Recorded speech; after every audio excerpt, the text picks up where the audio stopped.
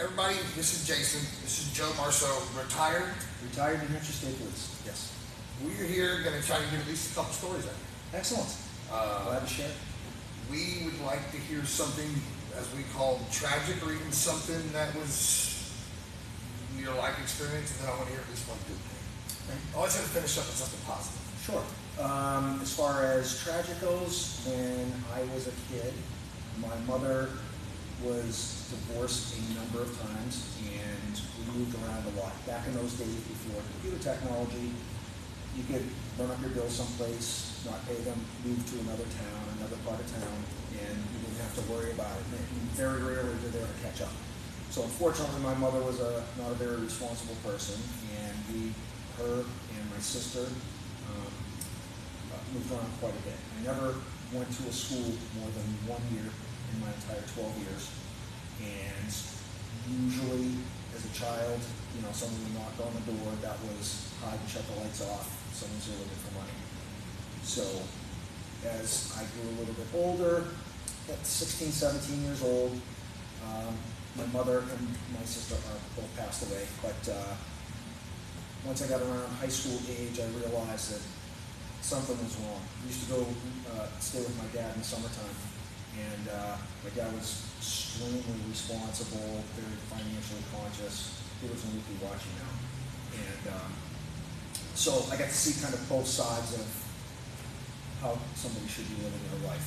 And like I said, when I got around high school age, I started paying a little bit closer attention to that, and I decided that I didn't want to live the other way, and I wanted to live a little bit more responsible life. So the first thing I did literally the day after I graduated from high school, I was on a plane, and I went to live with my dad in New Hampshire, and the first day I was there, he said, hey, listen, you're going to get a job, you're going to take out a loan, start establishing your credit, blah, blah, blah. So, unfortunately, my mother and my sister lived very messy lives, and my sister got involved with someone who wasn't very good, and the only time I ever spoke with them was, they called and they were looking for some type of money or some type of assistance. So, a couple of years went by, I tried to call them, couldn't get in touch, and then literally 6 or 7 years ago, every once in a while I'd type in their name in Google, see if I could find out where they were at least. And I had no contact with them. I hadn't seen them since 1985. And it kind of, yeah. It was just they lived a very different lifestyle, very irresponsible. I get it. You want to keep that away from you, but you it's your family. It's family, but you don't want to bring it into your life and make it mix up your family. It was stressful, and those times that I did hear from either one of them, it was usually their life was involved in some type of tragedy, and they needed money. That's really what it boiled down to. And the canned phrase was, please just borrow $10,000. At the time, when I started law enforcement, I was only making $24,000. Let's make sure still go. $10,000. Who wants to borrow? Who has $10,000 to loan? Yeah, at that time, when I started law enforcement, I was making $24,000 a year. Yeah. I had nothing, and that's a lot of money back then. It wasn't a lot. Yeah, at least. Wow. So all right. I would never hear from them. They moved around a lot, like I said, because they would run up their bills and then just disappear. Yeah. It was before cell phones and things. So I had Googled their name like 6 years ago, and actually Googled my mother's name. And when she passed away, her last name was Armenta. She lived in California. I hadn't seen either one of them since 1985, like I said. So I Googled the name, and then I don't even know how, but a bunch of obituaries came up. And so I clicked on the first one. It was my mother. She had died 2 years prior to that. I had no idea. Yeah, I didn't even know. So even though we had a strained relationship, it's still your family. So it was upsetting. And as I'm reading through the very brief obituary, the last sentence was, Barbara was preceded in death by her daughter, my sister Michelle. 2 years before that, I had no idea. She was a meth addict. And she lived in California in a city called Yucaipa. I've never been to California, and I had no contact. I have 2 nieces that I've never met. And so to this day, never met? Correct. And then I I'm a digger, and because I was a police officer, I just kept digging, and I did find where my mother had worked, and I guess no one really knows for sure, but she lived alone in an apartment, and she passed out and tripped, hit her head on the corner of a coffee table, and bled out, and nobody found her for a couple of days. So, so that's how that happened. So, long story short, that was probably the single most tragic thing that ever happened in my life. You know, there was like an overwhelming guilt of not having had contact, even though every time I did, it was a really negative experience. So that's a terrible thing you have to live with. And one of those, I actually had this discussion with a former martial artist friend of mine named Scott, who didn't have any contact with his dad. And there's a song by McInarnay called In the Living Years. And the song is about him and his father not having any communication, and his father passed away. Never got to say he was sorry. So that was kind of the position I was in. Yeah, you never had a chance to make any kind of and it really does bother me to this day. And as I said, it really, I had no contact with her to speak of or anything like that, but you know, it's your flesh and blood. And it was tough to live with. So I think about that a lot, and kind of disappointed myself that I didn't maybe make amends, a little better job of. A little early, but I mean, I lost my older brother to suicide. 12 days before I got married. He was my best man. Yeah. When he met my wife Melissa the second time, he told me we're actually at his house. We walked out to the car to get some stuff, and he goes, "You're gonna marry that one." And then shortly after, we were getting married. Wow. And then he took his own life 12 days, August 2nd, I was 13 days. Almost put the wedding off, but my parents were like that. Was he in some sort of trouble, or was it like a family tragedy? He had a bad cocaine habit. Yeah, the drugs, man. So he was probably the greatest person you've ever met in your life besides that. Yeah. Loved kids, loved sports, dedicated his life to teaching kids how to play baseball. Loved volunteer this time to teach kids anything. And then, but his habits had the best of him. So, I mean, I get it. So, the sad part is he called me that day and wanted me to come hang out. And I was busy. I was cutting grass behind my house, and I had a very limited time with the equipment I had on me. And so, as soon as I was done, I was going to go up there. And then I get a phone call from my mom that Pasco County was in Zephyrhills. Pasco County Sheriff's Department called her and asked her if she was alone. And she said yes. So they just told her there was something that they needed to get somebody to where your son Jerry lives, which is what I named Jerry after, because something bad's happened. I lived at Fowler, Nebraska, or Fletcher, Nebraska. I don't know if you know where that's at. I don't. But it's 40 miles from where my brother was. Part interstate, part surface roads. I got there like 15 minutes. And they wouldn't let me back there. Yeah, we were wide open. I lived in a lowered vehicle too, driving down the side of 54 when it was just two lanes. We were like 90 sideways, most of the passenger seat. Complete panic. Yeah. But we had no idea. But yeah, his son found me.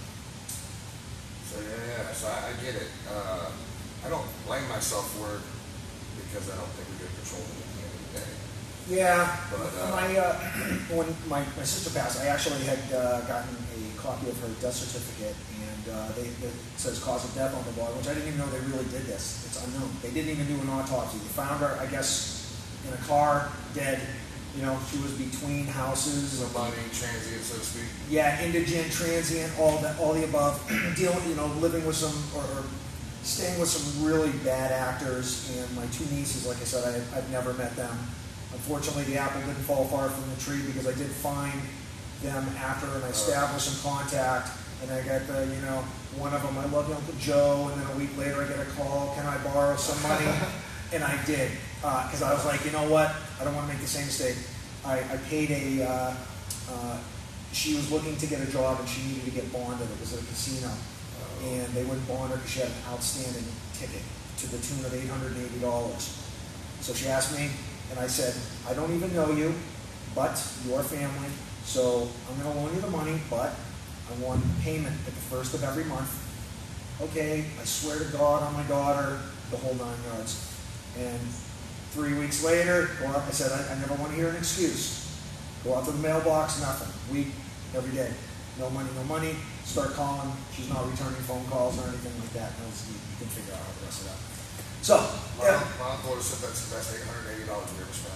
Yeah, it's funny, Jason. I probably done this a dozen times in my life, like loaned out to me a significant amount of money. That is a significant amount of money. It is, and I guess I just came to the realization that when you loan somebody money, it's a gift. You just don't expect to see it back. If I'm not willing to just say goodbye to it, then what's the point, right? Let's hear a good law enforcement story, something that Officer Joe did that would make people want to shake their hand. I literally have lived the, stopping the car to let the ducks walk across the road. I don't know that I can think of one single one. However, what I can say is most of your contact with the public is negative, unfortunately. And every 1 out of 100, you get some amazing letter from somebody that you did something that you really didn't even feel like it was a big deal, but it meant a lot to that person. Really? And we all have those things. We talk about things, and that's why I try to listen when the students have a problem. So were you in a small town? Did you have a lot going on? No. I had, like I said, I was with New Hampshire State Police, and New Hampshire is a very rural area. Yeah, there's a lot of small towns in there. I've never been there, but it's a very rural area. So the southern part of the state was really populated and very dense. And where I was called the Lakes region, which is like Lake Winnipesaukee. It's a very tourist heavy area. So most of the stuff either occurs like in the dead of summer with the water skiing and the tourists, or in the winter because there was a lot of skiing going on. So, I don't think I've ever saved anybody's life, delivered a baby or anything. It was a relatively easy existence. Certainly had a couple of emergencies, but it was always those things that you just kind of felt like you were doing as part of your police duties. And, a week or two later, you'd get like a really nice message from somebody or a letter saying thank you. I've done things I haven't got like thank yous for it. In fact, I was telling Miss Pim, some of the things that I did do that I felt good about. I was very good at reading people, and they had just built a new Walmart in the capital, Concord, New Hampshire. And we ended up getting a call, and there was a bomb threat. So there's like 400 people getting rushed out of the Walmart, and everybody's outside. And I was talking to the guy who phoned in the call. He was an employee of Walmart, and started asking questions, just getting like kind of a not so great feeling from him. So I BS'd him a little bit and got him to confess that he made the call. And, that's really. I'm trying to think of some of the other things. I've literally some of the other experiences I've had. What's your goofiest arrest? You had an arrest. Well, probably not the goofiest one. A couple of really tragic ones. The worst arrest I've ever made physically was a 15-year-old girl who was in we had a very small mall in the area, and there was a Spencer's gift store. And, so I got a call, and someone screaming, you got to get here right away. So I fly over there, and there's a 15-year-old girl. And when I say it was like the movies. She was just pulling down whole display racks of stuff. The whole store, it looked like a tornado went through there. And she was upset over a boy. And so anyway, it was a nightmare getting a pair of handcuffs on. Of course, it always, I don't care how you do it, it looks bad when you're wrestling with a 15-year-old. Yeah, because you're wrestling a kid, and sure. It's a girl too, so nothing looks good about it was absolutely terrible. So, got one handcuff on her, and she's spinning around, rolling around on the floor, and I'm trying not to hurt her too. She's going to hurt herself. So I get the handcuffs on her, and then I'm walking her out the door, and she literally kicked the window out of the exit door on the bottom, and she was a nightmare. And then I got the phone call from the parents the next day saying that she was on some type of medication. I was wondering if she had I have kids, daughters. They're yeah, crazy, but they're not quite that crazy. Yeah, she was definitely over the top. And I'm trying to think if there was any other like really super cool thing that I had a relatively easy existence for. Chase anybody in your car? No, not in a car. We had a very strict policy about pursuits. So, because studies have shown that the risk of injury or someone getting hurt outside of the... Yeah, it's usually somebody that had nothing to do with the situation. Yeah. I did, I just came back from New Hampshire. I went there for a week, 2 weeks ago. And one of my very good friends who also owns a martial arts school up there, he and I got involved in a foot chase that involved 8 different departments. And he ended up using jiu-jitsu. Literally 8.5 hours out. It was freezing cold, and there was a bunch of departments involved, and that ended up solving a lot of local crimes, like a lot of them in one arrest. But just traipsing around literally in the woods when it was freezing cold, pouring rain for 8.5 hours, and just stuff like that. Like I said, I was never assigned to like any high risk, Number one, there's not a lot of that type of activity up in that area anyway. Usually that stuff's a little bit more towards the southern border of the state, like northern Massachusetts and southern New Hampshire. Every once in a while, like I went to it wasn't a good thing, snowmobile accidents and stuff like that. But My good friends are from Buffalo, so you hear about all the yeah, winter accidents. Oh yeah, and I've seen some snowmobile accidents literally that look like plane crashes. I bet you see some crazy car accidents then. Because of being up in that area, I watch a lot of social media. Oh, sure. A lot of my towing friends are from all over the country. Yeah. I got some friends who did tow in Canada. They had the most insane accident you've ever seen in your life. Yeah. I've seen a couple of pretty serious motorcycle. I ride, so I hear about that. I do too. Yep. And especially during bike week, people get crazy, and seeing the remnants of someone a female who went down on a bike and then probably got hit 3 or 4 times by traffic and there wasn't very much left. It was enough to put in the shoebox, unfortunately. Those are difficult. But I guess you would probably do more traffic, maybe rural roads. Yeah. And more weather. Because New Hampshire is very rural. Usually, if you weren't working on a highway, every once in a while you would get called, to some type of a small town where maybe they didn't have 24-hour police coverage to handle something. I've literally gone to wood cabinet manufacturing companies and helped police officers dig through piles of sawdust for people's fingers. Someone's not paying attention. Oh yeah. And there was one incident with a friend of mine in a town called Boscawen, and they had a sawmill there, and they had this huge pneumatic chop saw. The blade's 24 inches, and it comes down and a guy was talking, and sliding the board across, hit the thing, boom! All of his fingers gone, so we were literally digging through sawdust. So if you ever know anybody who cuts their fingers off, the hospital said to put them in cups of milk. For some reason, it keeps the ice. Yeah, I guess milk was the thing at the time, and they said that it kept the bacteria from settling in, and believe it or not, the fella ended up having his fingers reattached, and they worked. I'd rather have reattached fingers than no fingers. Yeah, so I guess if that's a good story, but yeah, I don't have any super, like I said, never delivered a baby or I don't know if I want to do that. I mean, I guess I would have had to. I wouldn't know what I was doing. No, I definitely did not either. But I did. I found out job was, unfortunately, most of the stuff I dealt with was negative. But I get that a lot, unfortunately. Yeah, and that's really. I'm so glad I got out in 2013 when I retired, and things have taken a downhill slide, unfortunately. I have a few friends that retired a couple years early because they just retired in their politics. Yeah, politics, and it's just a decline in society. It's sad, but people have no respect for it. Don't have the respect they did at one time. They don't. When I was a kid, 90% of the time we were happy to see them. Yeah. And me and my friend TK were talking about this the other day. Actually, Rick, I'm sorry, my buddy Rick. Cops would come up and here's a sticker, here's some cool little stuff that they give just to give out to kids. Junior police officer badges. They were happy to see law enforcement. Yeah. Oh, you want to ride in the store? Jump in, guys. I actually we grew up in Odessa, which is a really rural town. Mm-hmm. And we'd be walking to the store, and The sheriff deputy lived off of Boy Scout Road, would pick us up and drop us off at 5 in the morning. Yeah. I Do mean, that stuff like that. kids, come on, off we go to the store, he'd drop us off. Yeah. And then we'd go off to work, and then we would walk back home.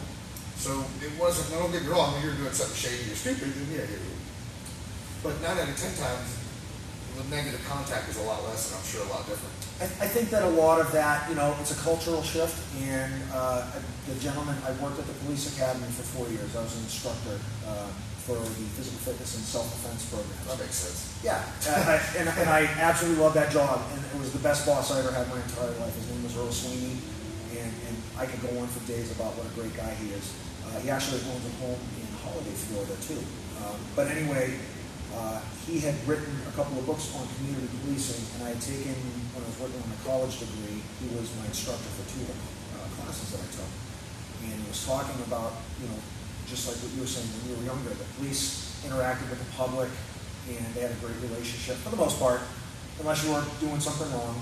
And that's changed a lot. And now the police are very isolated. It was things as simple as, not stopping and talking. Like every once in a while, I worked for a local police department for a short time. I didn't like it much, but they had a thing called the stop and talk. And part of your daily duty, if you're on day shift, is you would stop someplace, like a mall or a school, go to kindergarten or daycare, get out and just talk to the kids. And, so there wasn't that separation, because what happens is most of the police officers, I even see this down here, I pay very close attention to this because of that experience with them.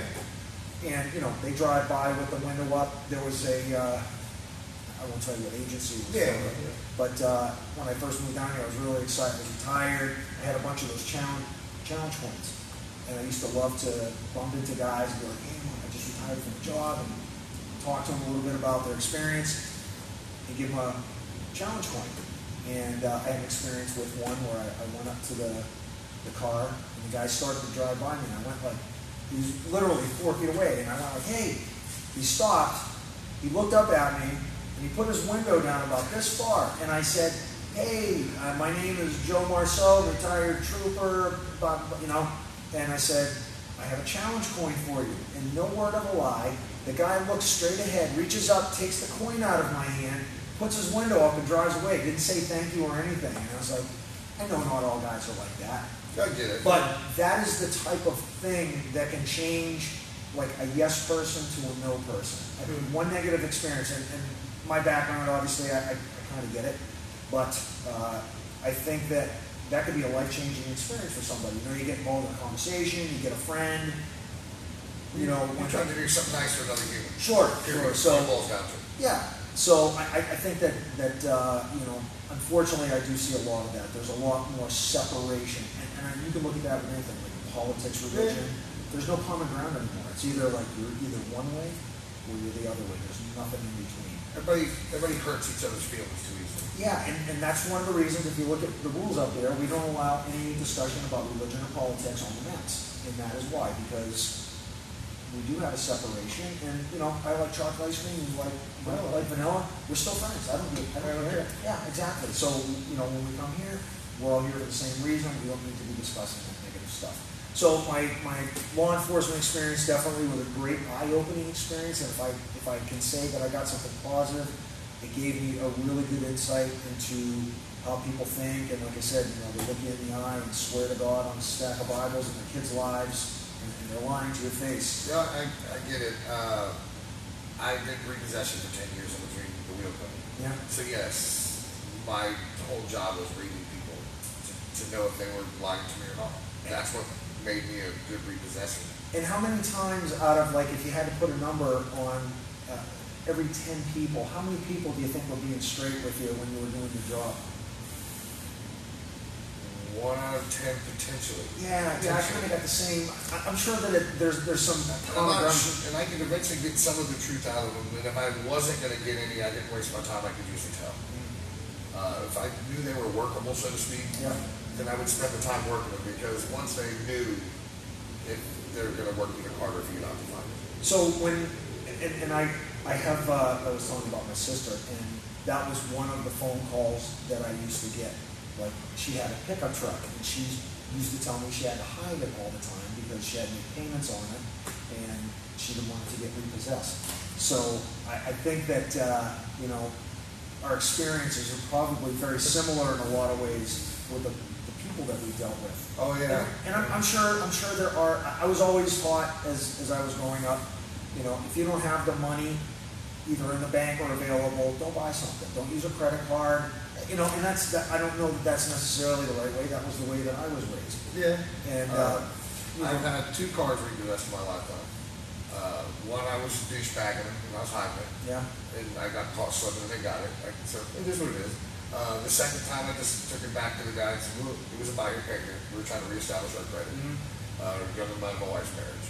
And we bought 3 more cars back out and paid them off after we gave that. So I mean, we always did the right thing as best we could. So there's some irony there in that you dealt with that yourself and then ended up doing that for a living. He actually was I've done it. I've lost 2 cars to repossession.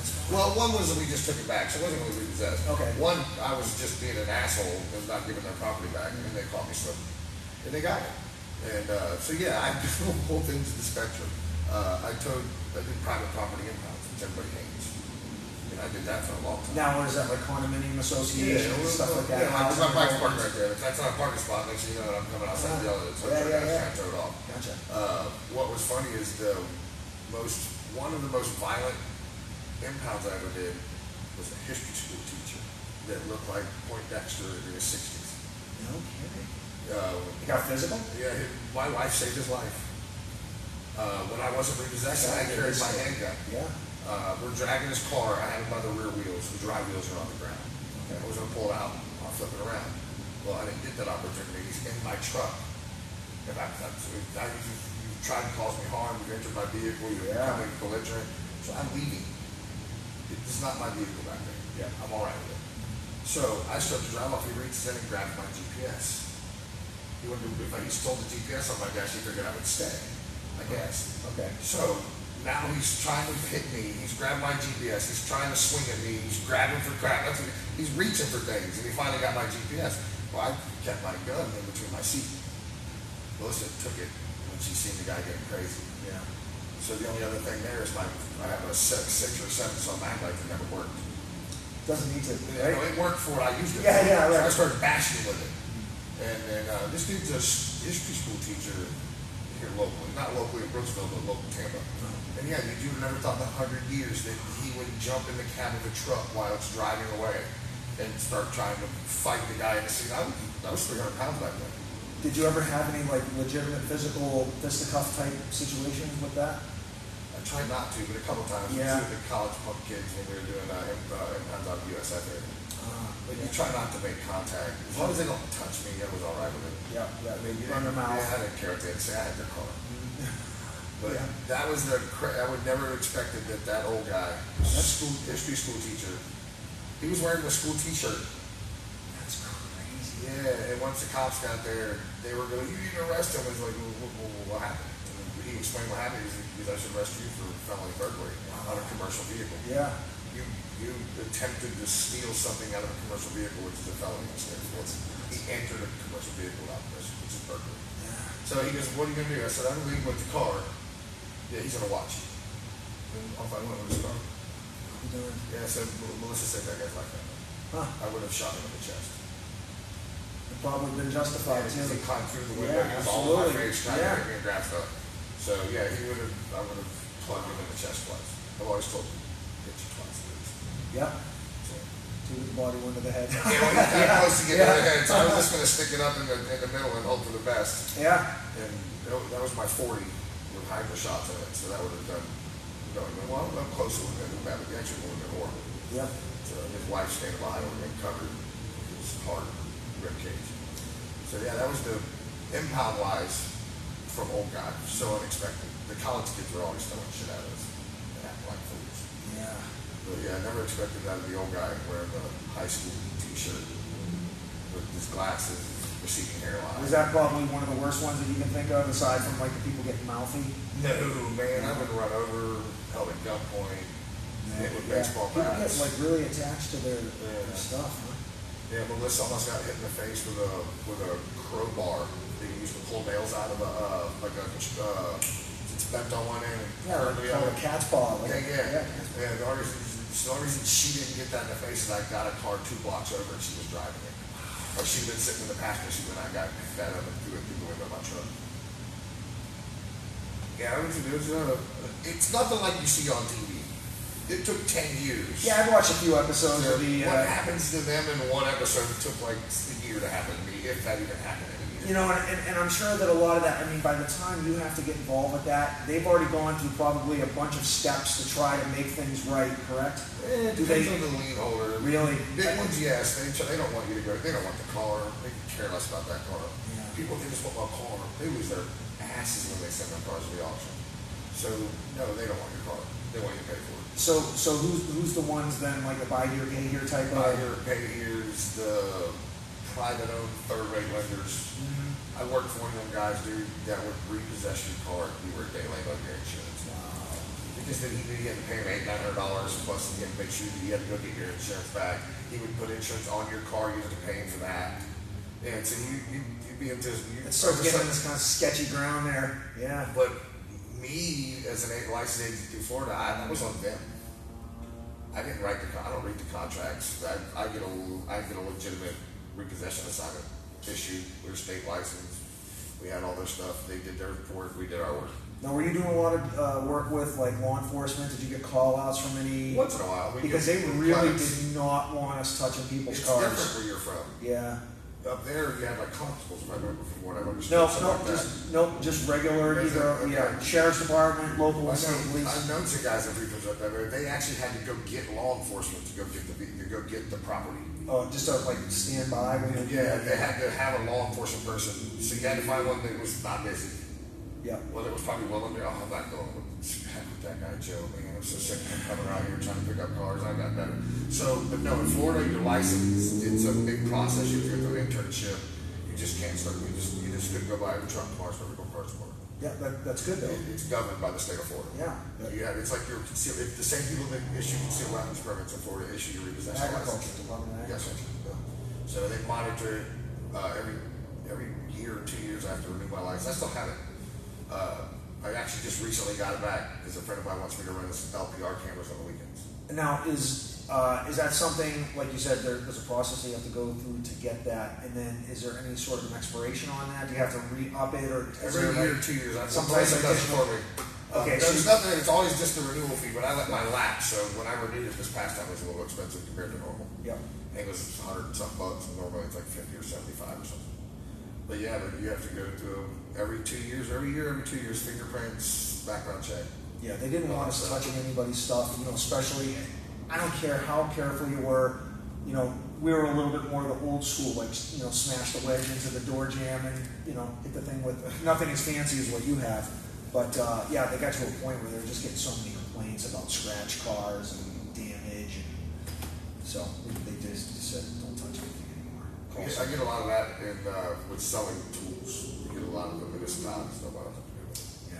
We'll stand by. If it's an emergency, we'll break your window out. If it's not an emergency, you can call somebody. Yeah, exactly. Yeah, I've done stuff like that. I have, smashed a window out for a dog, stuck in a car. Like, what's going through your mind when you leave your dog in a car with the windows up and it's 100 degrees outside? Don't leave your dog in the car for one. Yeah. Or if it's a nice day out, crack all the windows for poor blood. I've actually gone, got called out, and there'll be like a nice sign on the window, like, it's 65 degrees in here, thank you for checking. And I just knocked the window out with the sign in it. Yeah. I have dogs. I wouldn't leave them in the car unless I was in the car with them. Yeah. I had a dog one time I trusted with the windows down. So she just sit in the center seat. What do you put?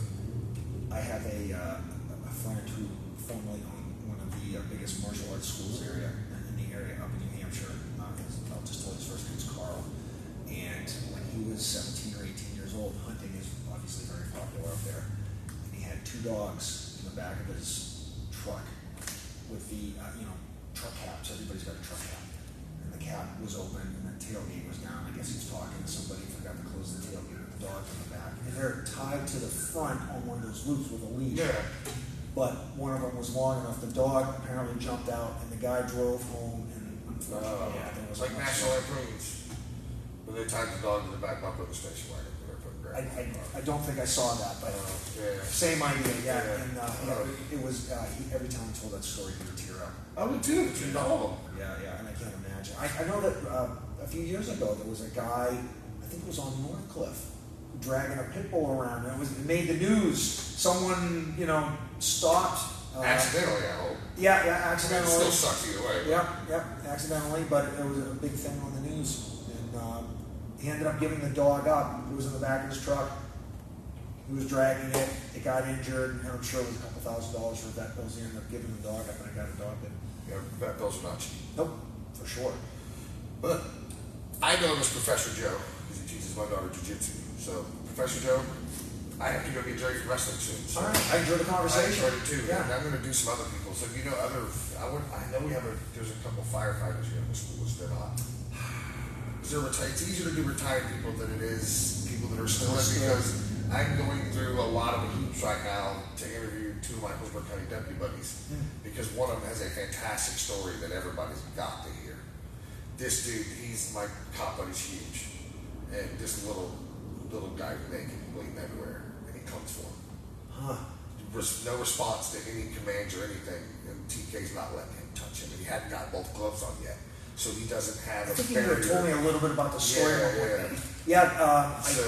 We don't. We did have, and I do still stay in contact. His name was Ryan Trink. He is a captain with the Hernando County Fire Department.